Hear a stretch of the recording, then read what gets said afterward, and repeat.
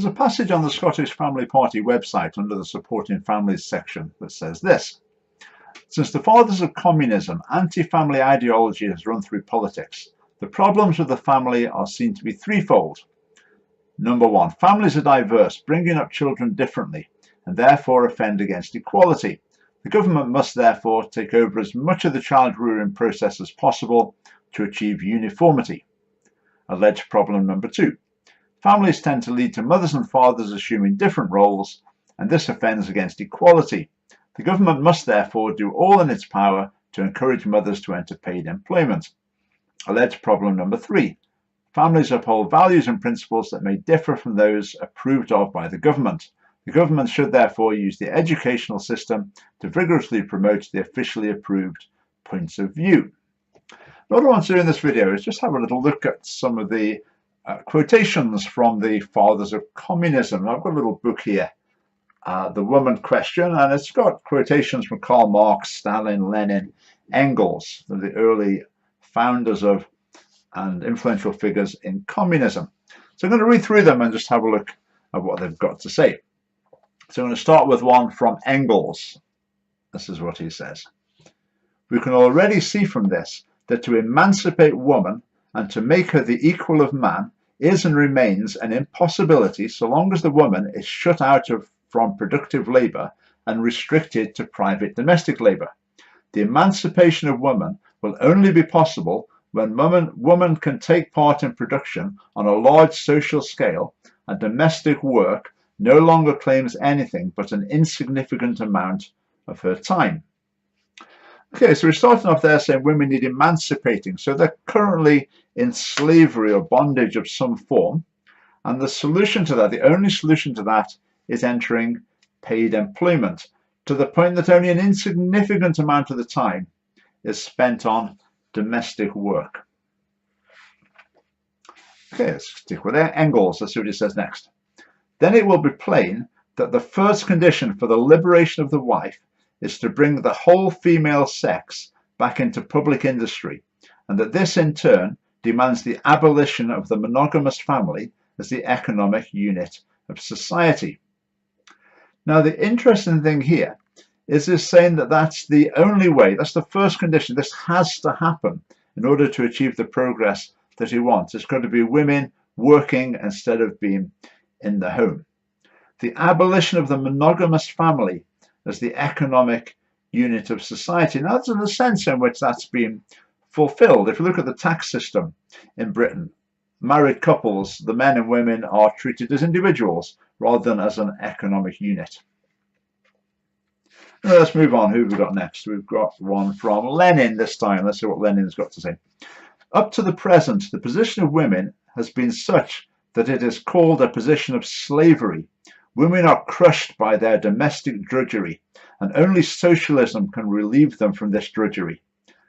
When we shall pass on from small household economy to social economy and to social tilling of the soil." Again, women are in slavery. The only way they can be rescued from it, the socialists are coming to rescue women from being in the home, from bringing up their own children, from homemaking, where they're being crushed, apparently.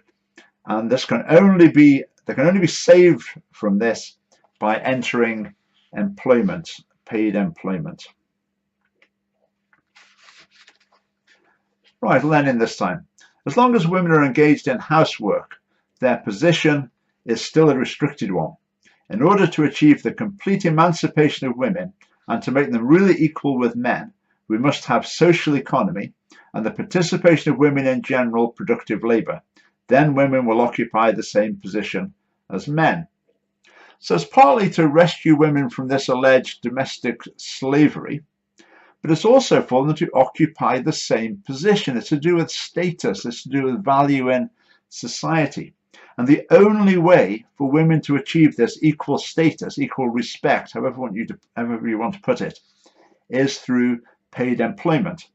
It seems as if Lenin places no value at all on nurturing the next generation, on spending time with your children, teaching them and moulding them, or in homemaking in general. That's worthless. The only thing that counts in terms of status is employment outside the home, and women must achieve equality with men in that regard. Okay, carries on to say this. We're establishing model institutions, dining rooms and creches, which will liberate women from housework. Now, by housework, I think he means domestic life in general. Now, the communists did institute communal dining rooms, like restaurants provided by their states to save people having to cook in their own homes. But in terms of creches, he's saying we need to provide extensive childcare so that women and men are both free to work full-time so that they can be equal. And if we look at the political parties in Britain and in Scotland, that's what they all argue for. Increased childcare, evermore, schools opening for longer hours, subsidy for childcare. The Conservatives in Scotland are even proposing schools staying open in the holiday so that they can take children off parents' hands for the longest period of time possible. Okay, let's move on. Who do we get to next? We're with Lenin here. Notwithstanding all the liberating laws that have been passed, women continue to be a domestic slave because petty housework crushes, strangles, stultifies and degrades her, chains her to the kitchen and to the nursery, and wastes her labour on barbarously unproductive, petty, nerve-wracking, stultifying and crushing drudgery. That's his description of living and caring for your own children. The real emancipation of women, real communism, will begin only when a mass struggle is started against this petty economic economy, or rather when it is transformed on a mass scale into a large-scale socialist economy. Now again, note the emphasis here. He's not at all saying we need to make sure that women have got a choice. There needs to be options for men, options for women to make their own choices in life. He's not saying that at all. It's saying it is imperative that women are not at home looking after children or being homemakers, but they're in full-time employment, the same as men. Okay, still with Lenin here. It's a far cry from equality in law to equality in life. I could say that's like the move from second wave to third wave feminism. But Lenin says this: we want women workers to achieve equality with men workers, not only in law, but in life as well. For this, it's essential that women workers take an ever-increasing part in the administration of public enterprises and the administration of the state. Now, is that not a perfect reflection of contemporary feminism? Contemporary feminism is not saying that women are not allowed to do various things. There are official barriers. It's saying that equality is only reached when there's equal representation of men and women in all areas of life. I think men and women tend to have different priorities. They tend to seek a different work-life balance.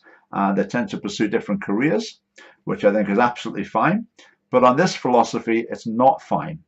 There need to be equal numbers of men and women in every area. Otherwise, women haven't achieved equality. Women are somehow lesser beings. Again, he doesn't contemplate the idea that the contributions of women in other areas could be equally valuable and could be celebrated and contribute to the place of women in society. It's a one-dimensional view. It's all about money and employment, which is what you expect from communists. Anyway, moving on, still with Lenin. The working women's movement has for its object the fight for the economic and social and not merely formal equality of women. The main task is to draw women into socially productive labour, extricate them from domestic slavery, free them of their stultifying and humiliating resignation to the perpetual and exclusive atmosphere of the kitchen and nursery. It is a long struggle requiring a radical remaking both of social technique and of customs, but this struggle will end with the complete triumph of communism. If you look at feminist campaigners today, one of the things that they emphasize is that we need a change of culture.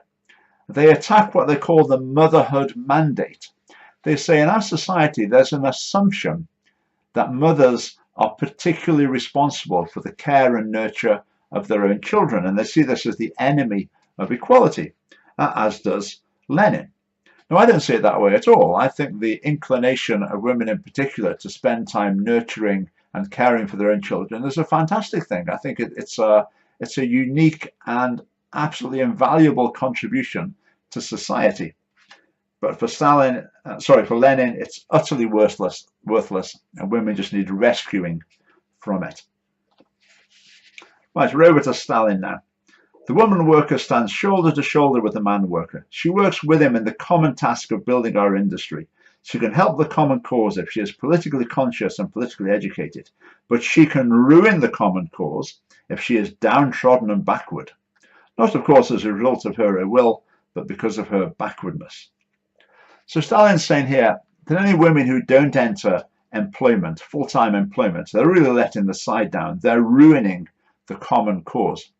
How many women today who decide to devote more of their time to homemaking and child rearing, how many of them are made to feel that they're not contributing to society properly? They're letting down the feminist side. I would imagine that that feeling is quite widespread reading comments in the media. Okay, one last one, and we're back with Engels with this one. With the transfer of the means of production into common ownership, the single family ceases to be the economic unit of society. Private housekeeping is transformed into social industry. The care and education of the children becomes a public affair. Society looks after all children. Now, I've talked already about the drive for the states to offer more and more childcare to enable both parents to work. There's a professor at Stirling University in gender studies, social studies, etc., who I follow on Twitter. And recently she tweeted that all children should be taken away from their parents in order to achieve equality. Now, the thinking there, I think, is if you measure various outcomes for children at a young age, even from early ages, 2 or 3, you can measure differences between parents from different socio-economic groups, etc. And her theory is if just the state can get all of them at the earliest possible stage and do all the child rearing, we'll achieve equality. What a terrible vision, to take away the role of parenthood from parents and to turn it into a mass production system by the state. But again, the seeds of that thinking are there from the fathers of communism. Now, in reading all this, am I saying that the people in the Scottish Parliament are really closet communists? No, I don't think they are. But I think on this area, their philosophy and their emphases are very heavily influenced by the teachings of the fathers of communism. I think it's undeniable looking at that. And currently in Holyrood, there's no party, and Westminster as well, there's no party that challenges this consensus. There's no party that pushes for the rights of parents to choose how they're going to split earning and domestic tasks. The line of the Scottish Family Party is filling the void in Scottish politics. And I think this is an area where there's a huge void and we're here to fill it. Okay, thank you.